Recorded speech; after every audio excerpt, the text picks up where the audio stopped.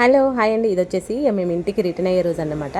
శుక్రవారం రోజు మేము మంగళవారం రోజు వెళ్ళామా. ఆ రోజు పూలు తెంపి అల్లుకున్నాం కదండి. మళ్ళీ శుక్రవారం రోజు నేను వచ్చేటప్పుడు మళ్ళీ పూలు తెంపానన్నమాట. ఆ 2 డేస్కే చూడండి ఎన్ని గనం పూలు పూసాయో. మంచిగా దగ్గరికి అల్లుకున్నానండి. నాకు కనకాంబరం అంటే చాలా ఇష్టం అన్నమాట. మళ్ళీ ఎప్పుడు వెళ్తానో తెలియదు. ఈ వర్క్ బిజీ వల్ల ఇన్ని రోజులాగా వెళ్ళలేకపోతున్నాను అన్నమాట. అందుకోసం అని చెప్పేసి తెంపి అల్లుకున్నానండి. మా అందరు రెడీ అయ్యి ఇక బయలుదేరదామనే మూమెంట్లో పూలు గుర్తుకొచ్చాయి అన్నమాట. తెంపుకోవాలనిపించింది. ఇక మా ఆయన ఆగమని చెప్పేసి టకాటక తెంపుకొని మా అమ్మ నేను ఇద్దరం కలిసి వెళ్ళామన్నమాట.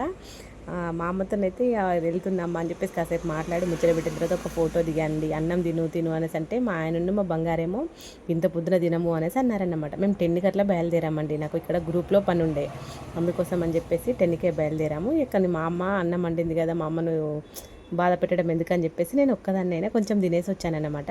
కానీ అంత ఎండలో ఇంటికి వచ్చేసరికి అయితే ఇంటికి వచ్చినాక ఫుల్ తలనొప్పి లేసిందండి. అసలు నార్మల్ కూడా కాదు. ఫస్ట్ ఆ ఎండాకాలం ఎండలు అయినా మంచిదే, కానీ ఫస్ట్ టీ తాగిన తర్వాత ముచ్చట అని చెప్పేసి వచ్చి స్టవ్ క్లీన్ చేసుకొని టీ పెట్టుకొని టీ తాగిన తర్వాత ఇల్లు గిన మొత్తం సోఫాలు గిన దులిపేసుకొని ఇల్లు ఉడ్చుకొచ్చుకున్నానండి. మా వాళ్ళు తినకుండా వచ్చారు కదా, మేము వచ్చేసరికి 12 అయిందన్నమాట. అందుకోసం అని చెప్పేసి వాళ్ళ కోసం లంచ్ ప్రిపేర్ చేశానండి. అన్నం వండేసి పప్పు చేశానండి. మాకు గ్రూప్లో డబ్బులు ట్రాన్స్ఫర్ కొట్టేది ఉండే అండి. బ్యాంక్కి వెళ్ళేసి వాళ్ళకి ట్రాన్స్ఫర్ కొట్టానన్నమాట.